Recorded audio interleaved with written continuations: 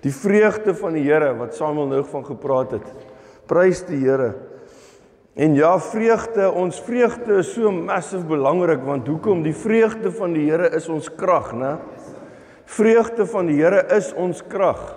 Maar vreugde begin op een plek, en dit is by dankbaarheid. Soos Samuel nou gesê het, dankbaarheid. Daar kan alleen regtig vreugde wees in jou hart as jy dankbaar is. Ja, as jy dankbaar is. Soms het jy vreugde en jy lag saam met 'n traan. Maar daar moet dankbaarheid wees. Want trane en dankbaarheid bring nog steeds vreugde.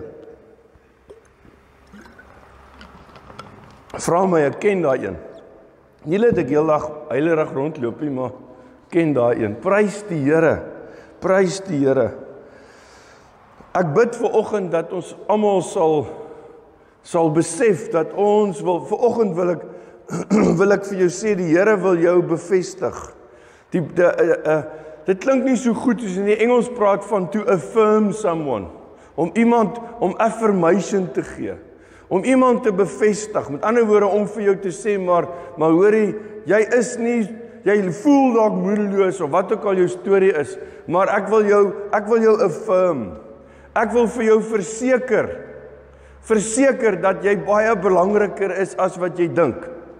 Nou ek bid vanoggend dat jy sal snap, Vader wil jou affirm. Hy wil jou bevestig, hy wil aan jou bevestig dat jy sy kind is. Hy wil aan jou bevestig dat jy vir hom massively belangrik is. Hy wil nie die heelal sonder my en jou nie. Elon Musk droom van om Mars toe te gaan. Ek dink is maar net om vir almal 'n mikpunt daar te stel, sodat die ouens wat vir hom werk kan aanhits, Stel die mikpunt baie hoog, miskien tref hulle die wolke, maar hulle daarom nou die ouens gaan haal, baie ver, né? Maar in elk geval. maar maak nie saak hoe hoog jou merk in die lewe is nie. Ek wil vir julle sê, die hoogste ding wat jy ooit kan bereik of sou kon bereik, die hoor as wat enige mens op aarde normaalweg droom oor hulle lewens, wil ek vir julle vanoggend sê, het jy klaar bereik. En ek wil jou nou nie trietserig begin maak dat jy terugsit of lekse daisy met jou voete in die lug en sê ek het klaar bereik. Ek is alright.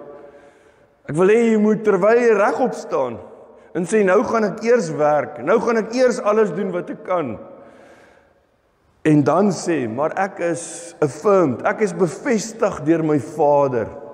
Die Here, die Allerhoogste, bevestig aan my dat ek is sy kind. Ek is een van die redes, ek en my geliefdes on my, is die rede hoekom hy hierdie heelal geskaap het. Ons is die rede hoekom alles gemaak is. Ons is die belangrikste deel van die heelal. So mooi is wat die natuur is en natuur skoon is. Ons het net nou toe ek hier kom, ek het bietjie vroeër gekom, maar toe is daar nie melk hier nie. En toe ry ek gou huis toe, om te gaan melk haal.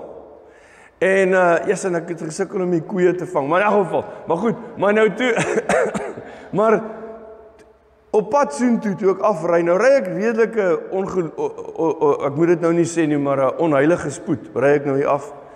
En shame, toe kom maar 'n aapwyfie, met 'n ou babietjie, kom so tussen een van die lane hier uit hierdie kant uitgehardloop, en sy skiet hier voor my in, maar ek kan nie glo sy is vinniger as 'n Land Rover nie, maar in elk geval, maar sy skiet toe hier voor my en so oor. En ek besef toe net sy hardloop, sy vlug, daar's dalk nou iemand het haar dalk voor hulle huis gesien en toe skiet hulle met 'n pellet op haar of wat ook al die storie is, né? Of tannie het die simbale uitgehaal, die potte en 'n lepel en haar verjaag. En ek kan dit verstaan dat die tannie haar verjaag. Want dit kan gevaarlik wees as so 'n ouetjie in jou huis inkom. Maar dink nie daaraan dat sy vlug en sy hardloop met haar kleintjie. En sy weet self nie waar sy hardloop nie. Sonder as jy nie snap hoe ontsaglik belangrik jy vir die Here is nie. Sê ek nou vir jou, is jy nie die babietjie van daai aapwyfie nie. Jy's die aap en die wyfie en die mannetjie en wat ook al. Die enigste manier hoe ek en jy regtig kan lewe, naastenby kan wees wat die Here se plan vir ons is om net te snap. Hy is ons Vader. Hy wat alles gemaak het, is ons Vader. En hy is massief lief vir ons. Psalm 37 vers 1 sê, moet jou nie ontstel oor kwaaddoeners nie. En ja, ek praat van die regering en ander. Moet jy nie ontstel oor kwaaddoeners nie. Soos gras verdor hulle. Julle sal sien kolletjie gaan lees by die huis. Ek los baie uit, anders is dit nog langer hierso. Vertrou op die Here. Soos gras verdor hulle. Julle sien hulle nou. En oor 'n rukkie hoor hy het afgetree en dan sy weg. Maar vertrou op die Here en doen die goeie. Vind jou vreugde in die Here. Dan sal hy jou gee wat jou hart begeer. Ons het dit dalk al te veel gehoor. Ons snap nie mooi. Vind jou vreugde. Jou joy wat ons nou van gepraat het, moet in die Here wees. En dan gaan hy vir jou gee wat jou hart begeer. Die Passion Translation maak dit so. Hy sê, make God the utmost delight and pleasure of your life. Make God the utmost delight and pleasure of your life. Maak die Here die absolute vreugde en opgewondenheid, ware delight, opgewondenheid van jou lewe. Sê vir as jy sê maar dit klink vir my, ek het dit nog nooit so beleef nie. En ek kan dit nie my indink nie. Dan bid ek dat jy sal tyd maak om te gaan sit en te sê, Here, hier is ek. En dit vir my maak dit net nie sin om te kan sê dat U my grootste vreugde, die utmost delight van my lewe kan wees nie. Dit is net nie vir my 'n werklikheid nie. Spandeer tyd en sê dit vir die Here. Maar soos Samuel gesê het, jy moet tafelmaniere hê. Jy moet met ander woorde nie kla nie. Moenie met 'n klaande hart kom. Jy gaan staan, sit voor hom en sê, Here, hier is ek. Ek wil verander. Ek wil verander. Ek wil iets snap daarvan. Ek wil iets snap daarvan dat wat hierdie ou hier voor Sondag gesê het praat hy nou maar sommer net iets wat hy ergens gelees het of gehoor het, of dink hy dit sal iets goed wees om te sê, of is dit vir hom 'n werklikheid? Hoor julle, vra vir die Here, want wys my Here, dis waar ek wil wees. Ek wil letterlik U my absolute delight and pleasure maak. En ek bid dit vir julle dat dit 'n waarheid word. Vertrou, vers 5 sê, vertrou jou lewenspad aan die Here toe. Vertrou op hom en hy sal optree. Hy sal jou geregtigheid soos die oggendlig laat verskyn. Kom ek lees eers die vers klaar. Hy sal jou geregtigheid soos die oggendlig laat verskyn en jou reg soos die middagson. Weet julle, as jy in Hebreëus, die alternatiewe vertalings van die Hebreëus gebruik hier, dan sal daar staan, hy sal jou geregtigheid soos die oggendlig, of jy kan sê soos Openbaring 22:16, soos die helder môre ster laat geboorte word. Want onthou, jou geregtigheid, Jesus, is gebore. En hy het dit kom moontlik maak vir jou. Jy kan eintlik hier sê, hy Jesus, of kom ons sê, hy die Vader sal jou geregtigheid Jesus soos die oggendlig laat gebore word en jou reg soos die middagson. Die middagson, as jy in die middag van die werk af ry of waar ook al 'n geleentheid het om te kan sien die middagson gaan af, laat dit vir jou elke dag 'n herinnering wees. Vir jou herinnering wees dat jou geregtigheid is gebore, Jesus. En jou geregtigheid het gesterf en opgestaan uit die dood, daarom is jy 'n regverdige. Want 2 Korintiërs 5:21, né? Hy wat nie sonde geken het nie, God het hom as 'n sondaar behandel sodat ek en jy die geregtigheid van God in Jesus kan wees, in hom kan wees. Hy het dit vir jou moontlik gemaak. Hy het alles gedoen wat nodig is. In Matteus 11:11 sê Jesus, hy sê, amen, ek sê vir julle, onder diegene wat uit vroue gebore is. Met ander woorde, alle mense, onder mense, onder diegene wat uit vroue gebore is daar niemand groter as Johannes die Doper nie. En tog is die geringste in die koninkryk van die hemele groter as hy. Wat staan hier in werklikheid? Julle sien die Ou Testament verwys na, as jy in die hele Ou Testament lees, die Tanakh, dan gaan dit konstant oor fisiese, historiese gebeure, maar ook profetiese gebeure en geskrifte. Nou Maar selfs in die storie, nou sê maar alles kan nie profesie wees nie. Selfs omtrent die hele Ou Testament is profeties. Want baie van dit wat gebeur het, jy sal nou maar sê gewone geskiedenis, na historiese ding wat gebeur het, verwys baie keer na dit wat gaan gebeur. Soveel, ek wil nie eens begin voorbeelde noem nie, maar sê nou maar die rots, waar die water gekom het, wat voedsel gegee het, water gegee het vir Israel in die woestyn. Nou kom ons sê, ons noem nou maar eers nie die rots wat Moses geslaan het nie, maar dit was hoekom Moses in die moeilikheid was. Hoekom hy op die ou end nie in die beloofde land kon ingaan nie. Want wat het hy gedoen? Hy het eintlik vir Jesus geslaan. Want Jesus is die rots waar die water gekom het. En ek weet jy klink nou, gaan nie dit nou vir jou alles verduidelik nie. Maar verstaan jy, so baie selfs historiese gebeure het 'n profetiese verbintenis in die hele Ou Testament. Die hele Ou Testament is eintlik vir toe, maar ook vir nou, ook vir ons. Dis hoe kosbaar dit is. En terselfdertyd is Johannes die Doper, wat Jesus sê die belangrikste van alle mense wat gebore is. Johannes is ook 'n Ou Testamentiese profeet. Ons lees van hom in die Nuwe Testament.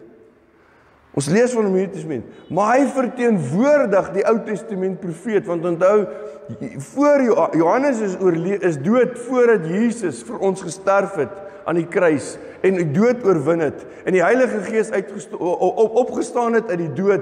Met ander woorde, Johannes het nie tot bekering gekom nie. hy het Ou Testamenties gelewe en gesterf. Daarom is hy's die einde, hy's die een wat kom aankondig.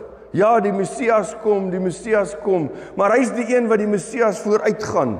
En hy's die een wat die pad kom gereed maak het vir die Messias, maar hy's steeds 'n Ou Testamentiese profeet. Maar ons sê die woord is groter en belangriker as Johannes. Want hoekom? Kom ek lees weer daai vers vir julle.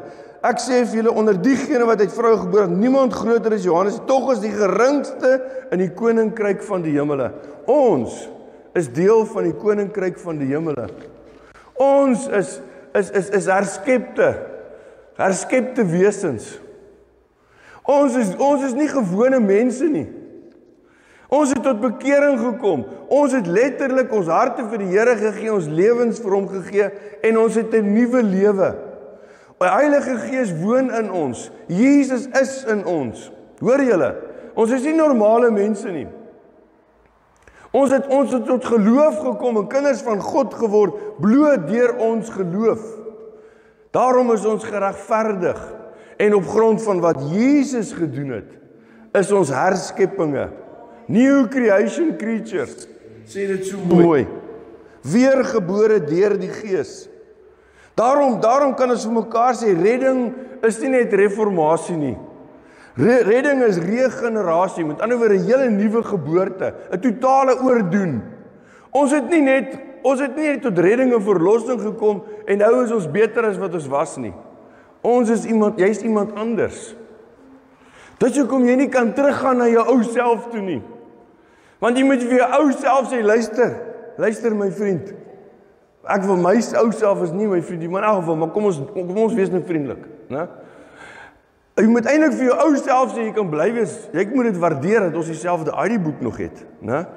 So met ander woorde, jy het nie net weggeraak nie. Heeltemal goed, baie geluk, maar jy is eintlik dood. Jy het gesterf. Want ek het gesterf, vir die wet het ek gesterf sodat ek Galasiërs 2:20 vir Christus kan lewe. Ek het 'n nuwe mens geword vir Jesus. Hierdie is 'n nuwe generasie mens, herskepte mens. Daarom is ek selfs hoër en belangriker as Johannes die Doper. Jy moet vir jouself sê, ek is selfs belangriker as Johannes die Doper, wat vir Jesus so geken het. Selfs belangriker is dit. Jy sien, ons is nou skepingswonderwerke, weergebore kinders van God. Ons is deel van die koninkryk van die hemel. Ons is selfs belangriker as Johannes en die profeet Samuel en Elia en Elisa. Kom ek lees dit net weer vir julle. Amen, ek sê vir julle, onder diegene wat uit vroue gebore is daar niemand groter as Johannes die Doper nie. En tog is die geringste in die koninkryk van die hemel groter as hy. Die wonderlike perfekte wat Jesus vir ons bewerk het, is die volgende. Ons staan voor God as Christus.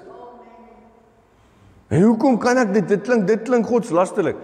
Ons staan voor God as Christus. Hoekom? Want Christus Jesus, ons Here, het voor sy Vader gaan staan.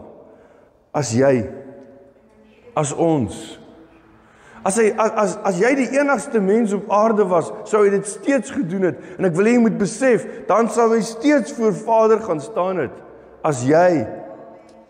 Al was dit net jou naam wat op hom geplaas is. Hoor julle? Dis hoekom ons staan letterlik voor God. As hy na ons kyk, dan sien hy sy seun. Jy sien, as bruid van Christus kan ek en jy elke dag, ons kan met hoop lewe. Ons kan met geloof lewe. Ons kan sê wat noem Psalm 37, hulle die kwaaddoeners. Ek het nou aan rampokkers gedink, maar dis nie die regte woord nie. Die kwaaddoeners, ons kan die kwaaddoeners rondom ons, al die kwaaddoeners rondom ons, kan ons net sê, vat jou goed en trek Ferrara uit my gedagte wêreld uit. Ons kan ongelukkig nie al die kwaaddoeners, dit sal dalk 'n bietjie, ons land sal dalk baie kaal wees dan, maar ons kan nie al die kwaaddoeners uit ons land uitwens nie, al doen ons soms, maar ons kan net sê, uit my gedagte wêreld, hier gaan jy nie meer 'n rol speel nie. Ek is 'n kind van God. Ek is deel van die bruid van Christus.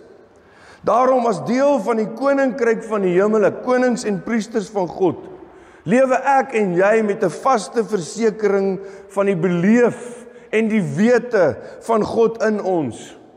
Met ander woorde, ons geloof, ons hoef nie te veg om op ons geloof te staan nie. Ons hoef nie heeltyd onsself te herinner, ek glo nie. Nee, ons moet weet, ek is 'n kind van God. Ek is 'n kind van God. My geloof is nie iets wat ek heeltyd probeer optel nie. Nee, ek vertel vir julle, soos wat ons die woord leer, en soos ons die pad loop met die Here, sal geloof naderhand ons default wees. Met ander woorde, as jy val, dan val jy op jou geloof. Dan sê jy, my geloof is hier. En jy wip weer op. En jy sê, ja, ek prys die Here dat ek glo. Maar ek hoef nie my geloof meer op te bou nie. Ek is 'n kind van God. Ek is bevestig, geaffirm deur my Vader. Daagliks, hy's lief vir my. Hy is vir my, konstant is hy vir my. Hy gee deur Jesus vir my totale shalom. Jesus is my Shabbat. Hy is my Sabbat. Jesus is die rus wat ek elke oomblik het, nie net op 'n Sondag nie. Hy is my rus. Daarom kan ek rus en vrede hê. Ten spyte van wat rondom my gebeur. Daarom maak nie saak wat die wêreld doen nie, wat reig hulle nie. Dan kan ek hulle net so aankyk. En ek kan sê, maar hierdie kyk vir my, dit lyk nie nou dalk soos liefde nie, maar ek is lief vir hulle. Want ek weet die Here is lief vir hulle. Hy wil hulle bereik. Amen. En al antagonisme wat ek het is teen die vyand. Want ek weet hy haat die mens. Ek weet hy wil elke mens uithaal. Elke mens. Julle sien, ons vaste sekuriteit is ons Vader se vaste versekering, sy bevestiging, sy affirmation dat ons sy kinders is. Ek weet nie of julle al nie, maar ek het dit nou op in die army eintlik het ek dit baie gehoor dat ouens sê hierdie ouens is nie ons mense nie. Dis interessant hoe jy mos as jy in 'n sekere groep is, dan lyk die ander ouens nie vir jou so lekker nie, jy weet. Ons het een keer was 'n klomp van ons van Leergymnasium Heidelberg af het ons gaan trokke haal daar ander kant Pretoria. En toe ons daar kom, toe's daai ander ouens het blou bereis. Ons het sulke ligbrein bereis gehad. En hulle lyk dit anders as ons. Hulle was definitief nie so fiks soos ons nie. Nee, maar dit is nou rarig, hoor. Maar en die een ou van ons hier, ons het sit daar in die eetkamer, maar ons is net ons in die menasies in die army sê. Ons is net omtrent 12 van ons gewees. Hier sit omtrent 200 ouens om ons. En die een ou van ons, hy het stit gespeel vir ons rugby span. Ou Zietsman, hy sit so, hy sê, hy klip hard, hy sê, julle weet, hierdie ouens is nie ons mense nie. Hy kyk so vir hulle. Nou, dit was nie mooi nie, en gelukkig het hulle nie daarop gereageer nie, want dan was ons deel van die mashed potato, né? Want jy kan net soveel ouens oorkom, né? Gelukkig het daai is nie lus gewees vir gemors nie, maar in 'n geval. Maar in die uitdrukking, hierdie is nie ons mense nie. In Hosea 1 vers 9 kom daai uitdrukking vandaan. Hy sê die Here sê toe, noem hom Lo-Ami. Noem hom Lo-Ami, sê die Here vir Hosea, vir een van sy kinders wat gebore is. Want julle is nie my volk nie. En ek is vir julle nie. Met ander woorde, ek is nie julle Jahwe nie. Jahwe kom van Eje, Asher, Eje, Exodus 15 vers 3. Met ander woorde, 3 vers 15. Ek is nie julle Jahwe nie. Ek is nie julle Jahwe nie. Want jy sien, as gevolg van hulle afgodery en hulle losbandigheid, het die Here dit vir Hosea gesê, hy moet sy arme kind Lo-Ami noem. Wat vir hierdie mense sê, julle is nie my volk nie. Julle is nie my mense nie. Am is volk in Hebreëus. Maar dan kom Paulus in Romeine 9:25. En hy sê, so sê hy ook in Hosea. Hy verwys na Hosea. Hy sê, hulle wat nie my volk was nie, sal ek my volk noem. Want dit noem hy nou later in 2 vers 23 in Hosea, né? Hy sê, hulle wat nie my volk was nie, sal ek my volk noem. En haar wat nie geliefd was nie, sal ek my geliefde noem. Vers 24 van Romeine 9. En op daardie plek waar daar vir hulle gesê is, julle is nie my volk nie, juist daar sal hulle kinders van die lewende God genoem word. Ek hoor vanoggend, toe ek hierdie, ek hoor nou vanoggend, maar toe ek hierdie getik het, is dit asof ek hoor die Here sê, hy sê, julle is nie my mense nie. Julle is nie my volk nie. Hoekom nie? Want julle is nie net mense nie. Julle is nie gewone mense nie. Ons is nie gewone mense nie. Ons is die kinders van God. Ons is deel van die koninkryk van die hemele klaar. Hoor julle? Die Here sê, julle is myne. Julle behoort aan my. Julle is my kinders. Julle is deel van my familie. Julle is my unieke, kosbare, enig in sy soort seun, sy broers, susters, vriende. Alles wat Jesus vir ons sê, nie iemand anders nie. Ons is deel van sy familie. Ons is nie sommer net 'n volk of sy mense nie. Nee, ons is baie meer as dit. Ons behoort aan hom. En hy wil ons deel van sy lewe hê. Besef vanoggend dat as ons die omstandighede vat van die tyd waarin die Nuwe Testament onder andere geskryf is. Want wat wil ek nou vir jou sê? Ten spyte daarvan dat ons hoor ons nie sy volk is nie. As ons môre weer iets lees wat een of ander persoon sê, wat is nou nie lelik gepraat van mense nie. Een of ander persoon sê oor in ons land, in die politiek. En dan ontstel jy jou. Want en dan as jy ontstel, ek wil vir jou sê, en jy dink ons leef in 'n slegte tyd. En hoe kan ons positief wees? Ek wil vir jou sê, as jy gaan kyk na die tyd waarin die Nuwe Testament geleef is en geskryf is. Want kom ons vat nou maar die jaar 1, né? Dan weet ons voor Christus en na Christus, né? Nou kom ons vat die jaar 1 waarin hulle nou sê Jesus is gebore. Ons vat nou daai jaar 1 tot die jaar 95 en daai 95 jaar het mense geleef en van die eerste Nuwe Testamentiese boek is Tessalonisense en hy is Tessalonisense en hy van Paulus en Paulus het hom geskryf 50 jaar na Christus, né? En hy het omtrent al sy briewe klaar geskryf, toe begin Markus, soos Markus eers geskryf. En toe die evangelies gekom. En die laaste boek wat geskryf het is Openbaring. Nou, maar van 1 tot 95 kan jy maar sê die Nuwe Testamentiese tyd.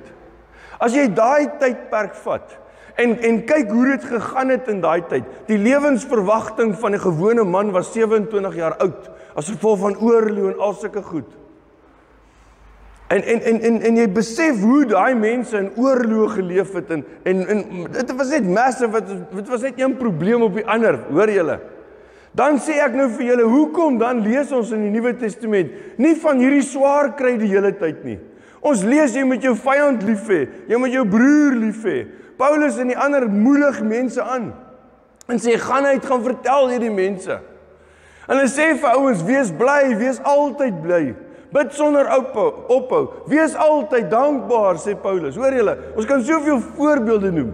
Maar ons lees nie dat hulle vir mekaar raad gee in die Nuwe Testament van hoe om te oorleef in hierdie tyd nie. Nêrens lees ek dat hulle sê probeer goue munte in die hande kry en dan werk jy dit in die soem van jou kleed sodat jy geld het as alles platval. En weet, of ons lees nie dat hulle ergens vir hulle kinders leer hoe om 'n kind van die Here te wees, maar niemand moet dit uitvind nie, want dan gaan hulle jou dalk brand nie. Vandag se tyd hoef jy en elk van die kinders dit te leer nie, want die meeste kinders glo nie dat hulle familie regtig kinders van die Here is nie. Hulle het dit sommer so aangeleer. So moenie bang wees daarvoor vir die meeste Christene vandag nie, né? Dit is ongelukkige werklikheid. Maar my punt wat ek wil maak is, die Nuwe Testament probeer nie jou aanmoedig en sê, hoe moet jy nou oorleef in hierdie situasie nie? Nee, die Nuwe Testament kom vertel vir ons, leef voluit. Vat hierdie woord, dis die beste nuus ooit. Vat dit vir jouself. Maar onmiddellik begin dit vertel vir ander. Deel dit, al lei dit tot die dood, al lei dit tot jou einde. Leef voluit vir die Here. Want onthou, jy's nie 'n gewone mens nie. Jy's 'n nuwe skepping, jy's 'n new creation. Jy is geskep om ewig te lewe, nie net hierdie tydjie op aarde nie. Hoor julle? Maar as jy ek wil vir julle verseker, as ons voluit gaan lewe vir die Here en gaan getuig en gaan praat, wat sal gebeur? Jy sal hierdie tydjie op jou sterfbed onthou. En jy sê, dit was 'n goeie tyd, dit was awesome.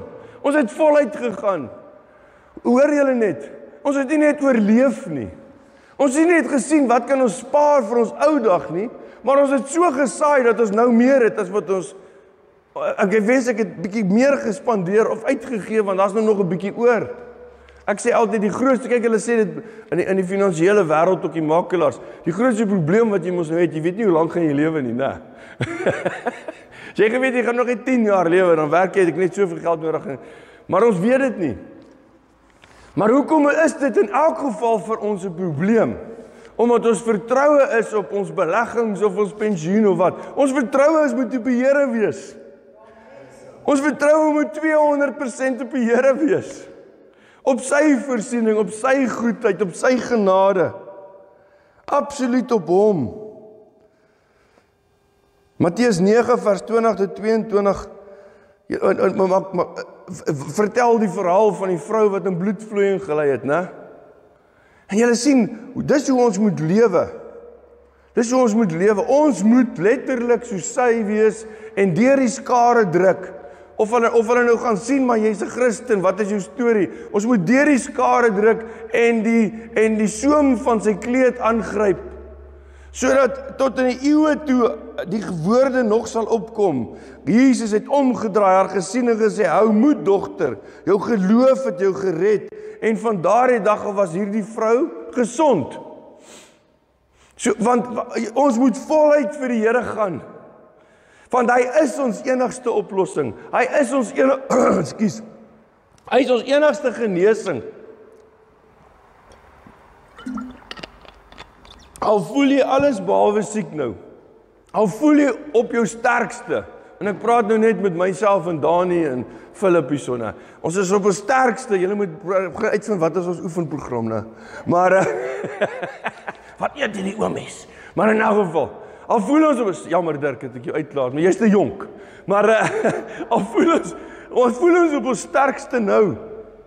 Ons moet vir onsself sê, om die Here te dien is my lewe.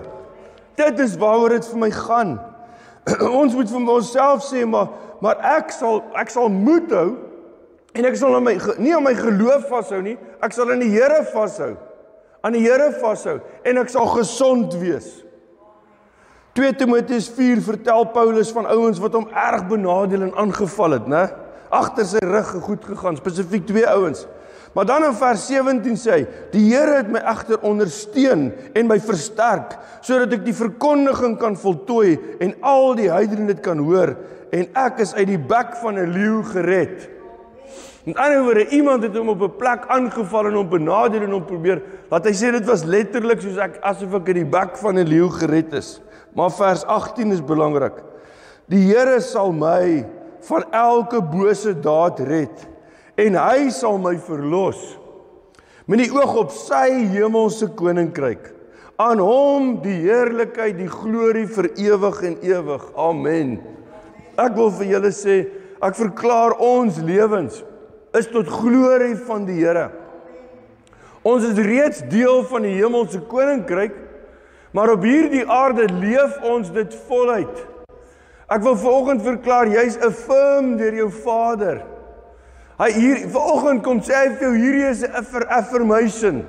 Dis jammer, almal het nie 'n consternation, want almal is nie hier vir die affirmation nie, maar dis ook alright. Ek wil jou affirm, ek wil vir jou sê, jy behoort aan Vader. Hy wil jou deel van hom hê. Heeltemal, onlosmaaklik is jy deel van hom. Jy kan nie besluit, ek gaan hierdie vaderhuis van my nie besoek nie. Jy weet, soos 'n kind wat ver bly, en nou het hulle baie stories, en nou bel hulle sê nie, hulle kan nie kom kuier nie. Prys die Here, ek het nie nou daai probleem nie. Marika en Annabel bel my, en dan partykeer sit ek op die toilet, en dan sien ek nie, maar hulle het 'n video call, jy weet.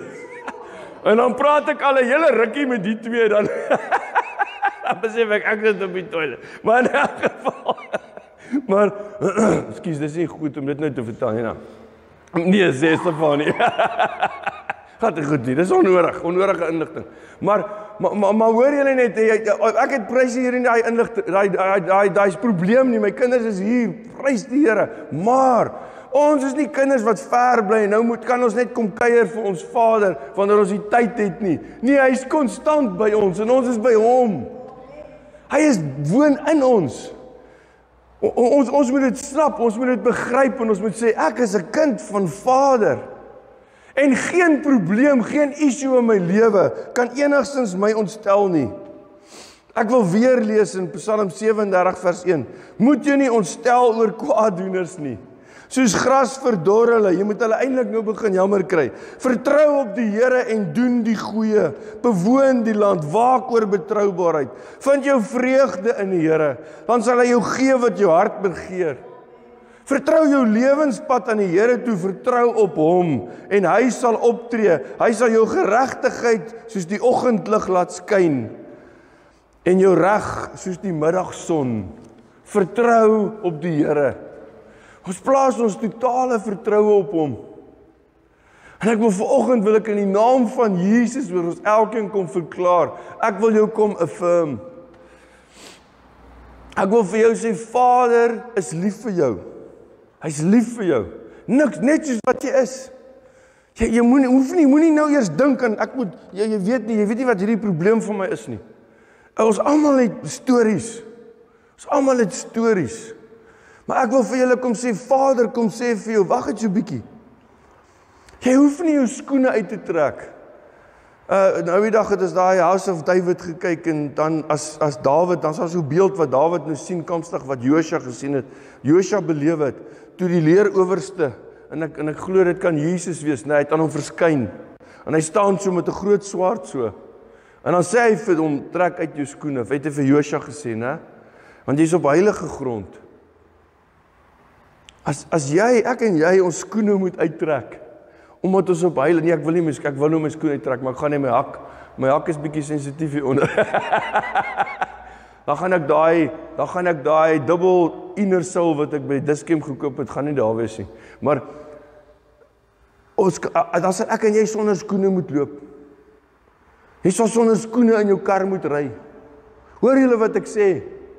Jy sal letterlik oral waar jy gaan, sal jy sonder skoene moet gaan. Jy sal werk toe gaan met jou skoene in jou hand, want hulle sal vir jou sê, hoekom trek jy jou skoene aan nie?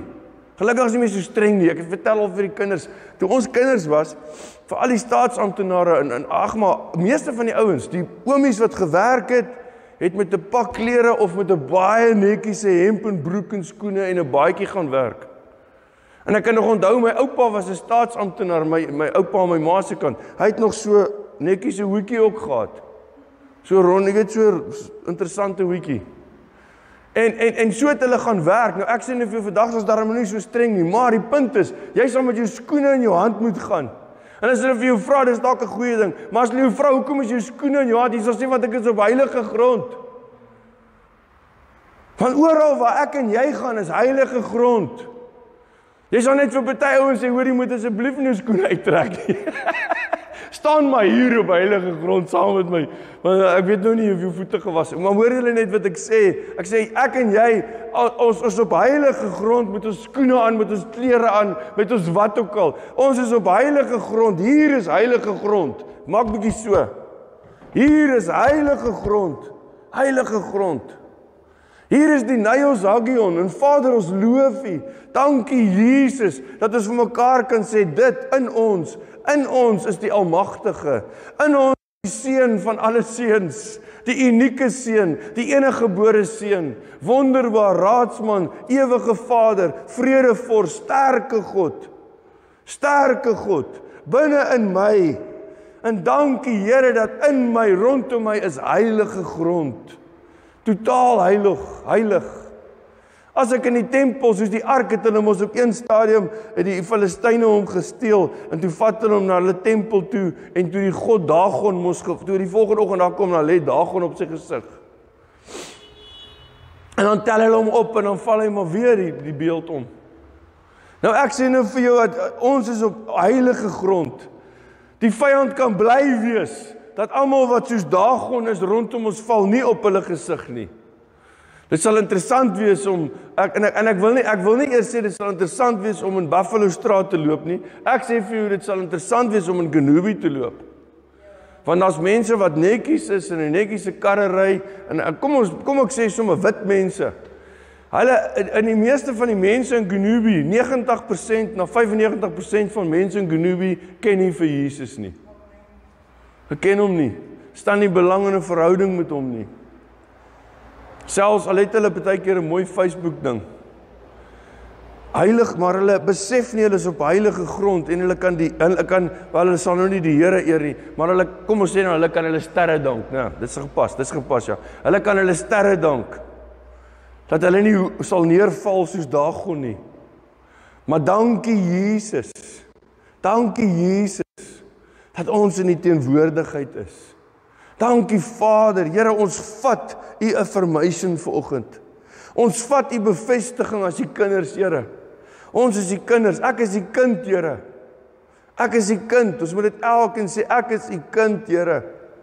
Ek is U kind, ek is 'n broer, 'n suster, 'n vriend van Yeshua Jesus. Dankie Here. En is vanuit hierdie posisie, vanuit familie, vanuit goddelike familie wat ek leef op hierdie aarde, as 'n voorbeeld van U goedheid, as 'n rede vir Shalom, as 'n iemand wat die koninkryk laat kom daar waar ek gaan, want heaven already invaded earth. Die koninkryk van God het gekom. Die hemel is hier waar ek en jy ons bevind. Dankie Jesus.